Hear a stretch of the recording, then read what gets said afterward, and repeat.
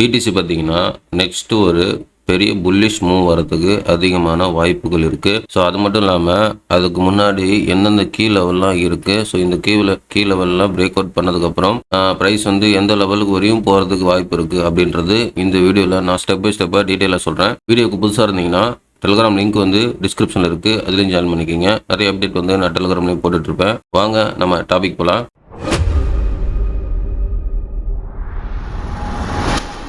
இந்த வீடியோ கல்வி நோக்கத்திற்காக மட்டுமே. இதில் பகிரப்படும் தகவல்கள் ஃபினான்ஷியல் அட்வைஸ் அல்ல. கிரிப்டோ ட்ரேடிங் அதிக ரிஸ்க் கொண்டது.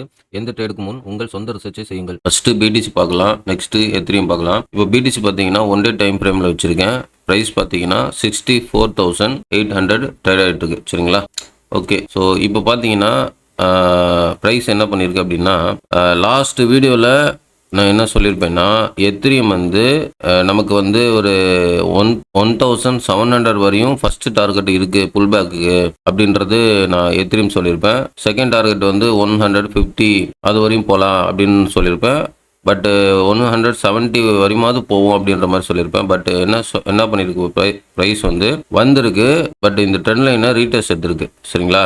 அதுக்கு முன்னாடியே வந்து இங்கே ப்ரைஸ் பார்த்தீங்கன்னா நமக்கு பிடிசி புல்லிஷ் காமிக்குது. ஸோ அதனால இங்கே இது வரதுக்கு வாய்ப்பு இல்லை. சரிங்களா? பிடிசி எத்திரியம் வந்து இப்போ வரதுக்கு வாய்ப்பு இல்லை. இப்போ பிடிசி வந்து நமக்கு புல்லிஷாக மாறி இருக்கிறதுனால எத்திரியம் அந்த 1,700 first target level pull back வரும்ன்ற மாதிரி வீடியோ போட்டல. ஸோ அது வந்து இங்கே ஸ்டாப் ஆயிடுச்சு. பிகாஸ் வந்து வந்துச்சு, பட் அது இங்கே பிடிசி வந்து புல்லிஷாக மாறிடுறதுனால அது வராதுங்க. ஸோ இதுதான் அப்கமிங்கில் நான் மார்க்கெட்டை பார்க்குறது. ஏன்னா மார்க்கெட் வந்து அடிக்கடி மாறிட்டே இருக்கும். நம்ம எதிர்பார்க்குற ஒரு லெவல் போகும், டக்குன்னு வந்து அந்த லெவலில் வந்து ஃபெயில்ட் ஆயிடுச்சு, நெக்ஸ்ட்டு வந்து அப்படியே மாறிடும் அப்படியே மார்க்கெட்டு. ஸோ அந்த மாதிரி மாறும்பொழுது அது வந்து ஃபைன் பண்ண தெரியும். அப்போ தான் வந்து மார்க்கெட்டை வந்து நம்ம கரெக்டாக அதுக்கு பின்னாடியே போக முடியும். இல்லைன்னா நம்ம ஒரு டார்கெட் நினச்சிட்டு இருப்போம், அதே டார்கெட் வரும்னு வெயிட் பண்ணிட்டு இருந்தால் வேலைக்கு ஆகாது. ஏன்னா ட்ரெண்டு பொறுத்து நம்ம வந்து சேஞ்ச் ஆகிட்டே இருக்கணும். அதை தான் நான் வந்து ஃபுல்லாக பார்ப்பேன் பிடிசியில், எத்திரியும் சரி. அது இப்போ அது மாதிரி பார்க்கும்பொழுது இப்போ பிடிசி பார்த்தீங்கன்னா நமக்கு புலிஷாக இருக்கிறனால எத்திரியம் வந்து புல் பேக்கு இப்போ நான் சான்ஸ் கிடையாது. அதனால இப்போ புலிஷ் நோக்கி தான் மார்க்கெட் வந்து போகிறதுக்கு நிறைய வாய்ப்புகள் இருக்குது. ஓகேவா? ஸோ புல்லிஷ்கான ரீசன் என்ன அப்படின்றத நான் சொல்லிடுறேன். அதுக்கப்புறம் வந்து நான் டார்கெட்டை சொல்கிறேன் எப்படி போக போகுது அப்படின்றது. இப்போ பார்த்தீங்கன்னா புல்லிஷ்கான ரீசன் அப்படின்றது என்ன அப்படின்னா, இப்போ வந்து மேலே பார்த்தீங்கன்னா இந்த இடத்துல பாருங்கள், சேம் ஈக்குவல் ரெசிஸ்டண்ட் இங்கே இருக்குது மார்க்கெட்டில். ஓகேவா? ஸோ காமிக்கிறேன். ஸோ இந்த இடத்துல பார்த்தீங்கன்னா மேலே ஈக்குவல் ரெசிஸ்டன்ட் இருக்குது. ஸோ இங்கே என்ன ஆகும் அப்படின்னா, புல் பேக் வந்து இந்த இடத்துல நடந்திருக்கு. இந்த இடத்துல ரிஜெக்ட் ஆகி புல் பேக் நடந்திருக்கு மார்க்கெட்டில் 2 தடவை நடந்திருக்கா. ஸோ இப்போ இங்கே என்ன நடக்கும் அப்படின்னா, இங்கே வந்து லிக்விடேஷன் வந்து ஹெவியாக பில்ட் ஆகிருக்கும் மார்க்கெட்டில். சரியா? ஸோ ஹெவியாக பில்ட் ஆகிருக்கும்.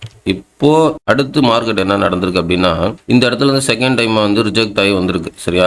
ஸோ இப்போ இந்த ரிஜெக்ட் ஆகி வந்துட்டு எத்தனை நாள் வந்து மார்க்கெட் வந்து கன்சல்டேட்டில் போட்டுருக்கான் பாருங்கள். ஸோ கிட்டத்தட்ட பாருங்கள் 10 நாளுக்கு மேலே கன்சல்டேட்டில் மார்க்கெட் வந்து டம்ப் ஆகி அந்த மாதிரி தான் வந்திருக்கு. ஸோ இப்படி இது வந்து என்ன ஆகுதுன்னு அப்படின்னா, மேலே உள்ள லிக்விடேஷன் வந்து ஹெவி அதிகமாக லிக்விடேட் அக்குமுலேட் பண்ணிக்கிட்டே இருக்குது. ஓகேவா? இந்த மாதிரி வரதுனால ஸோ இது வந்து ஸ்பீடாக வந்துச்சுன்னா லிக்விடேட் ஆகாது, அக்குமுலேட் ஆகாது. பட் இங்கே கன்சல்டேட்டில் வர்றதுனால அக்குமுலேட் ஆகும். ஸோ அப்போ என்ன ஆகும்னா, ப்ரைஸ் வந்து இந்த லிக்விடேஷன் எடுக்க தான் ஃபஸ்ட்டு முயற்சி பண்ணுவாங்க மார்க்கெட்டு. சரியா? ஸோ அப்போது என்ன ஆகும் அப்படின்னா, இப்போ ஒன் டேயில் பார்த்தீங்கன்னா ப்ரைஸு 64,800 இருக்கா.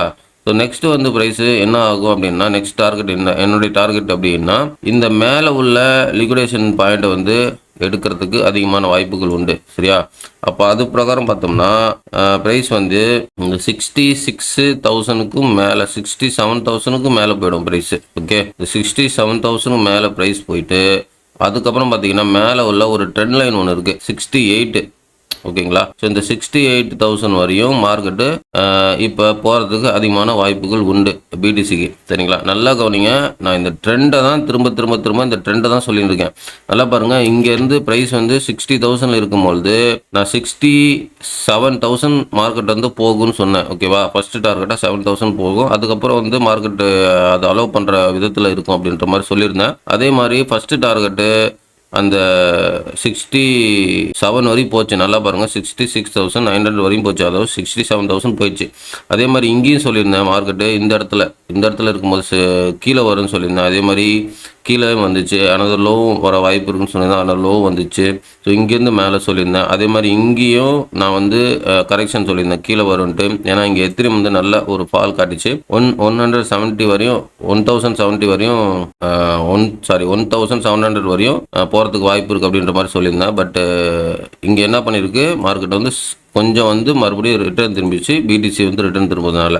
ஸோ மறுபடியும் இப்போ சொல்கிறேன், மறுபடியும் வந்து மார்க்கெட் வந்து 68,000 வந்து மேலே போகும். அட்லீஸ்ட் 69,000 வரையும் மேலே போகிறதுக்கு வாய்ப்புகள் உண்டு. எத்திரியம் பிடிசி ஓகேங்களா. ஸோ இங்கே எத்திரியமும் அது பிரகாரம் மேலே போகிறதுக்கு வாய்ப்புகள் உண்டு. ஸோ எத்திரியமோட அடுத்த ரெசிஸ்டன்ட் வந்து 2000 லெவலில் இருக்குது. அதுக்கப்புறம் உள்ள ரெசிஸ்டன்ட் வந்து 2100 இருக்குது. ஸோ அதுக்கப்புறம் உள்ள ரெசிஸ்டன்ட் வந்து 2400 இருக்குது. சரிங்களா. ஸோ இங்கே பிடிசி போகிற லெவல் எது வரையும்னா 69 வரையும் பிடிசி போகிறதுக்கு வாய்ப்பு உண்டு. ஸோ அப்போது நம்ம பார்க்கும்போது இந்த 69,000 பிடிசி போகிற வரையும் இங்கே எத்திரியம் வந்து புலிஷாக தான் இருக்கும். ஸோ அதுக்கு வந்து நம்ம ஃபஸ்ட்டு ரெசிஸ்டன்ட் வந்து 2000, செகண்ட் ரெசிஸ்டன்ட் வந்து 2150, தேர்டு ரெசிஸ்டன்ட் வந்து 2400. ஸோ இந்த லெவல் வரையும் போகிறதுக்கு வாய்ப்புகள் உண்டு. பட் எத்திரியம் வந்து பிடிசி வந்து 68 வரையும் போனால் இதெல்லாம் வந்து பாசிபிள். ஓகே. ஸோ இப்போதைக்கு வந்து பிடிசி வந்து புலிஷாக தான் இருக்குது. ஸோ இந்த ரெசிஸ்டன்ட் லெவல் இருக்குல்ல, அந்த ட்ரெண்ட் லைன் ரெசிஸ்டன்ட் 69,000. ஸோ இந்த லெவல் போயிட்டு ரீடெஸ்ட் வந்தாலும் புல் பேக் வந்தாலும் பிடிசி வந்து அங்கே புல்லிஷாக தான் இருக்கும். ஓகேங்களா. நல்லா கவனிங்க. இந்த லெவல் வந்துட்டு புல் பேக் வந்தாலும் பிடிசி வந்து புல்லிஷ் தான். இந்த லெவல் பிரேக் அவுட் பண்ணாலும் புல்லிஷ் தான். ஓகே. ஆனால் இங்கே லெவல் பிரேக் அவுட் பண்ணிட்டு ரிஜெக்ட் ஆகக்கூடாது. அந்த மாதிரி ஆச்சுன்னா அது கொஞ்சம் பிரச்சனை. பட் இப்போதைக்கு வந்து மார்க்கெட்டு 69 வரையும் வேலிடுங்க புல்லிஷ். ஓகேங்களா. 69,000 வரையும் பிடிசியோட புல்லிஷ் வந்து வேலிடு. அதே மாதிரி 69,000 வரையும் பிடிசி போகிற வர இங்கே எத்திரியம் வந்து நமக்கு புல்லிஷாக தான் இருக்கும். ஓகேங்களா.